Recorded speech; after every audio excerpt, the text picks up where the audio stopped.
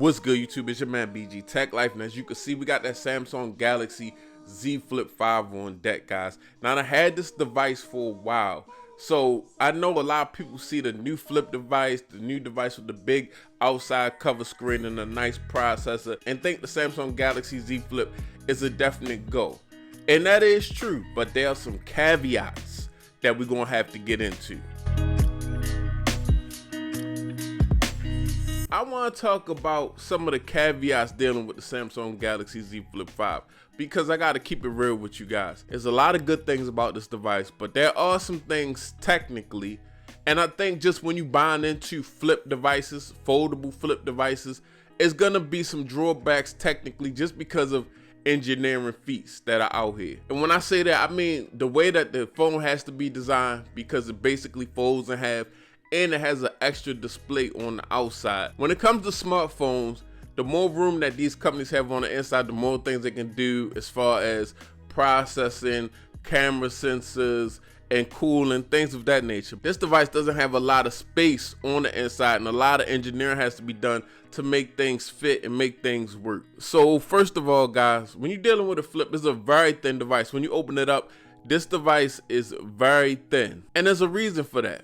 Because nobody wants, I don't know if y'all ever seen these renders, but they did an iPhone that folded closed. If you just took a regular device, put a hinge on it and closed it, it would be thick and chunky as I don't know what. And nobody wants that. That's not aesthetically pleasing. That all that functionality of a flip, when it's like super thick, like it was bulky, it's just two phones closed, will go out the window. That's why it was a big deal when Samsung actually made this device close flat with the new hinge this year. So when you're only dealing with so much device, I will say there's only so much room for camera sensors. When it comes to camera sensors, basically I feel like these companies is fighting with the thinness of the device and also fighting with the cover display, because a lot of people that want flips want a nice big cover display. Now, there's probably ways that it can be done. Maybe the back of the device I had to protrude more where the cameras are, but there's a lot of issues with that. Possibly, I'm thinking thermals, because cameras do heat up when you record and things of that nature. So it's a very big engineering feat when it comes to stuff like that. That's why you see these sensors on the Flip haven't really changed from the Flip 3, honestly. I think the Flip 4 had a little upgrade, but if you notice, they're rather small, inadequate sensors. I mean, they get the job done, but you're not getting periscope or you're not getting telephoto type sensors on the back of Flips. And I believe that's because the lack of space, the lack of engineering. And, you know, eventually I think they will have to work on that, because that's the next thing everybody is looking for on the Flip. The real shooters, the real sensors, some of the best sensors they putting on smartphone cameras. And Flips don't have that right now. So that's definitely a caveat when it comes to the Samsung Galaxy Z Flip 5. Yeah, you got some cameras on here that can get it done, but at the same time, you're not gonna have cutting edge camera technology, zoom, periscope, telephoto type lenses on the back of here, or 200 megapixel sensors on the back of this device. I believe Samsung does have a design for a flip with probably that's a more ultra type flip or some better camera sensors, but they may not be fully confident in that design yet, because guys, they making millions of these devices, and when they flop, you know, that company bottom line gonna take a hit. So one of the caveats on in the Flip is you're not gonna have no crazy camera sensors in these devices yet. Also, guys, this is a folding phone, so one half of this phone is one side display and the other side is a display, and then you have this half of the phone, which is one side is display, and then the other side is probably more internals and things of that nature, and this leaves you with this much space. So these devices only have like 3700 milliamp batteries, and that's because it's just not a lot of space in this phone. That's simple engineering. Less space in the phone, the smaller the battery. And also they got to think about how much of a battery they're going to put in this phone, because if they don't have a lot of space, they can't have the battery around everything. I'm thinking that some of the engineering as far as battery goes has something to do with thermals also.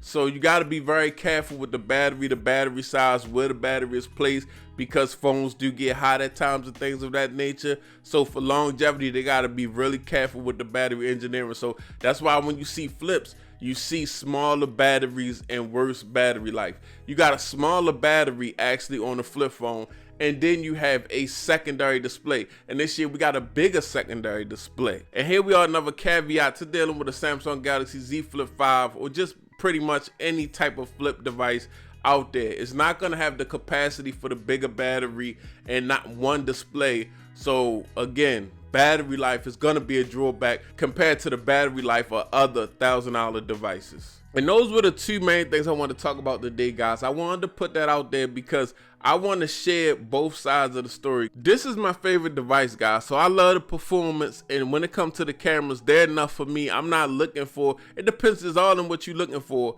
I like to cover the screen and the performance over the cameras. I'm cool with these cameras because we got the performance bump of the Snapdragon 8 Gen 2. We got a bigger cover display that I can do more with, so I understand the cameras being smaller. And when it comes to these devices, it's all in what you want. I don't want to sit here and make it seem like this is the best device in the world for everybody. There's a lot of good with this device, but at the same time, there are some caveats that you just gonna have to sign up for when you buying these foldable phones that flip in half. And if you think those drawbacks are too much for you, a flip phone might not be for you, guys. But remember, it's all about what you want and what you prioritize in a device. If I mainly prioritize the camera and the device that I carry around every day, this will not be the phone. If I prioritize the battery in the device that I carried around every day, having great battery life, and I had to carry one phone, this would not be that phone. So you gotta really decide what you want in your device and when you go to choose these devices. But it's your man BG Tech Life. I just wanted to speak on that. Appreciate y'all watching. If you watch, subscribe. I'm out. Peace.